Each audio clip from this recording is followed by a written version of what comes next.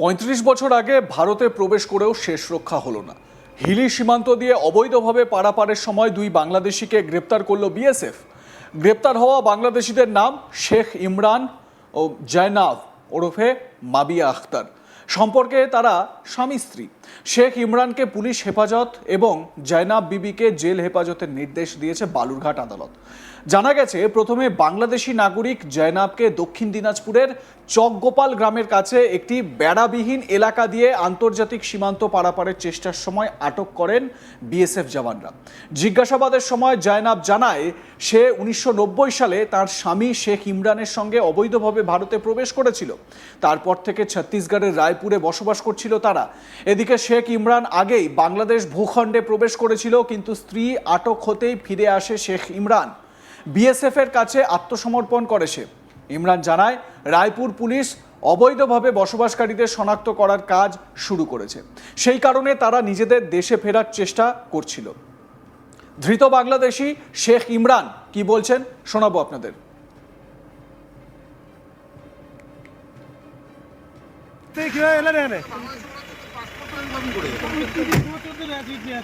ইন্ডিয়াতে থাকলে কি ইন্ডিয়ার পাসপোর্ট বা ইন্ডিয়ার সিটিজেন হওয়া যায়? ইন্ডিয়া থাকলে বাংলাদেশ থেকে এসেছেন তাই তো? 96 বাংলাদেশ থেকে এসেছেন তাই তো?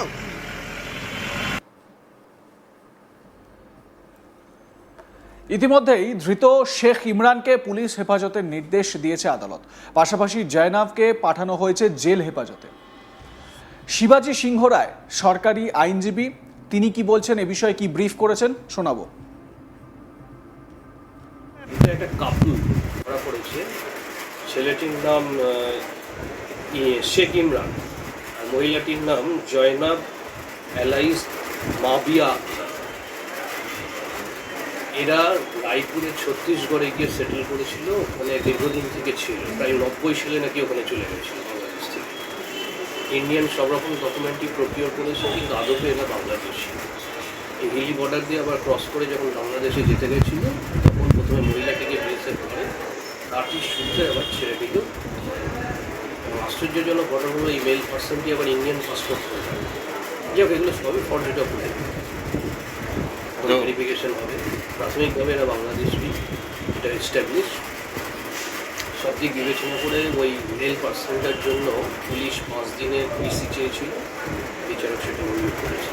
Only respect of male person. আর মহিলাদের জেল করে চলে গেছে। বিজেপির তরফ থেকে যে অভিযোগগুলো বারবার করা হচ্ছে, সম্প্রতি আপনারা দেখেছেন যে শুভেন্দু অধিকারী তিনি নির্বাচন কমিশনের দপ্তরে যান কলকাতায়।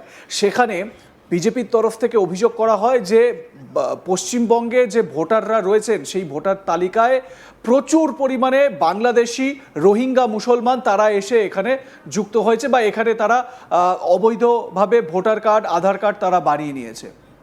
এবারে প্রশ্ন হচ্ছে, এই যে শেখ ইমরান এবং তার স্ত্রী জয়নাব, তারা যে বাংলাদেশ থেকে অবৈধভাবে এলো, পশ্চিমবঙ্গ থেকে পেরিয়ে তারা ছত্তিশগড়ে গিয়ে বসবাস করা শুরু করলো। এই রকম শেখ ইমরান এবং জয়নাবের মতো হাজার হাজার মানুষ রয়েছেন যারা ভারতের বিভিন্ন কোণায় ছড়িয়ে পড়েছেন।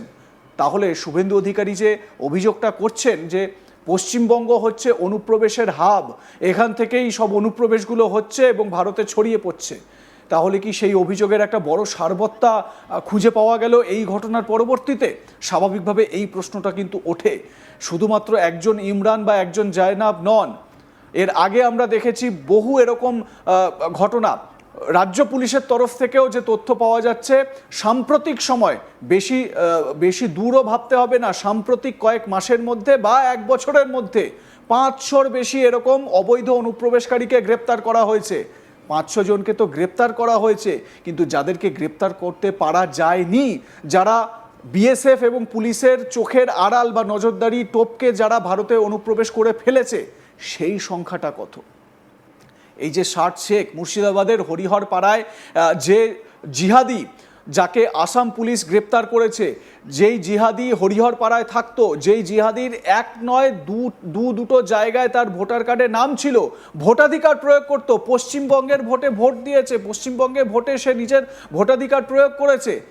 কি আশ্চর্য, পশ্চিমবঙ্গের নিবাসী না হয়েও, বাসিন্দা না হয়েও সে ভিন দেশের মানে বাংলাদেশ, প্রতিবেশী বাংলাদেশের নাগরিক হয়েও সে এই দেশের ভোটার কার্ড পেয়ে যাচ্ছে, আধার কার্ড পেয়ে যাচ্ছে, তাহলে আমাদের যে ইন্টারনাল সিকিউরিটি সেটা কত বড় প্রশ্নের মুখে একবার ভাবুন। আপনাদের মতামত জানান, দেখতে থাকুন আজ তাক বাংলা, সাবস্ক্রাইব করুন আমাদের ইউটিউব চ্যানেলটি, বেল আইকন প্রেস করুন নোটিফিকেশন পেতে।